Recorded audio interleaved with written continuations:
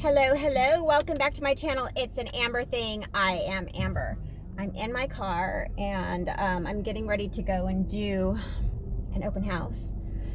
So I have a new contraption in my car so I can do recording, and it's like right almost in front of my face, so I don't have to like worry about how much attention I'm giving the camera versus me paying attention to the road.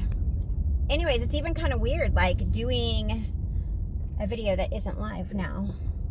But I was thinking a little bit this morning about the process of disfellowshipping and what we are told that it means as witnesses.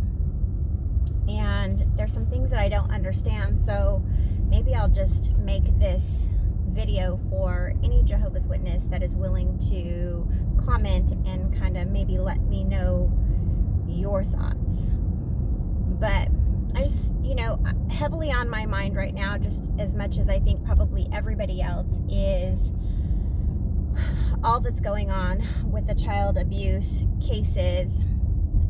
And I know that I have been kind of, left with just some things on my mind, just some things that I've been thinking about, and one of those things is, when I was disfellowshipped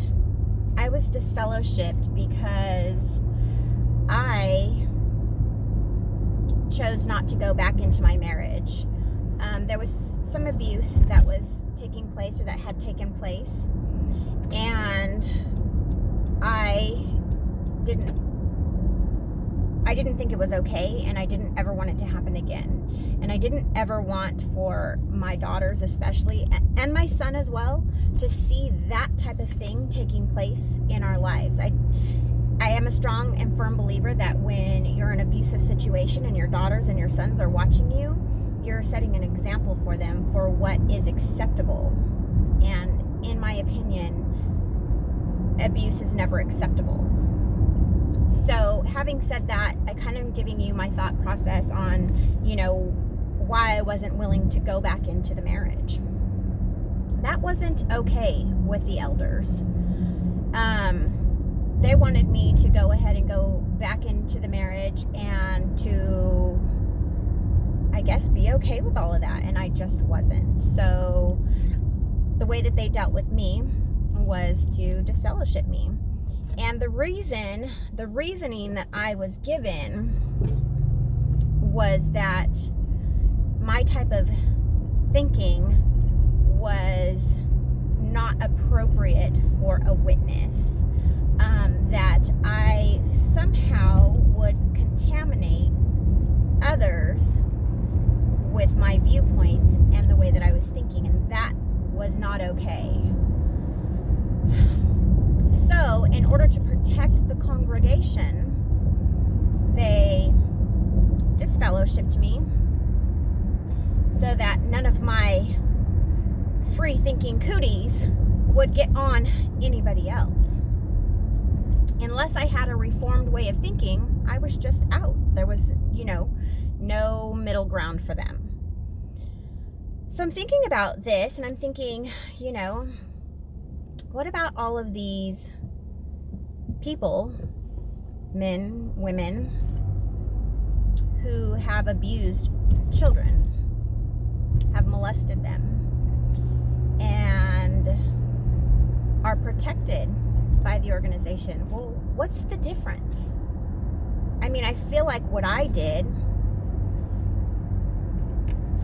pales in comparison with what a child molester has done, yet they are neither disfellowshipped or put out of the organization. And I just was wondering why. So I was really hoping that I could get one of you Jehovah's Witnesses who watch my channel, or even if you just stumble across my channel and you happen to click on this video, this is my question to you, is why is it okay for a human being that molests a child to be protected, why is that not dangerous? Why is that not something that they feel the organization or the congregation should be made aware of and separated out from the rest of the sheep? I don't understand that. To me, that makes zero sense. If someone is molesting a child, they're putting that child in harm's way. They are the harm. And I feel like it should be dealt with in such a different way. But instead of disfellowshipping them and putting them outside of the congregation, they coddle them and protect them. They protect them to the point that now our legal system is involved. And the Jehovah's Witnesses still are not cooperating to the point of giving up their database.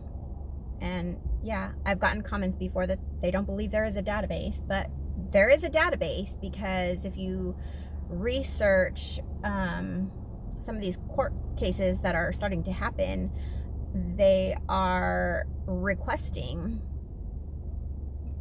information from this database. And information is being given kinda in very redacted documents, which I've talked about a little bit before. But what's the difference, Jehovah's Witnesses? Why is it okay for a child molester to stay within the organization and for the flock not to be warned about something so heinous? But someone like me who refused to be abused is disfellowshipped and torn away from my entire family. Should they even be weighed the same? I don't know. Why don't you tell me? That's all for my video today. Just a question. Just a question for any Jehovah's Witness that's willing to answer. What's the difference? What makes them protectable and me kick-outable? I'm really curious. I really feel like I need to know the answer to this question. So please do me a favor. Let me know. Until next time, if this video is a video that you've enjoyed, please like and subscribe, share with somebody who can benefit, and I'll talk to you soon.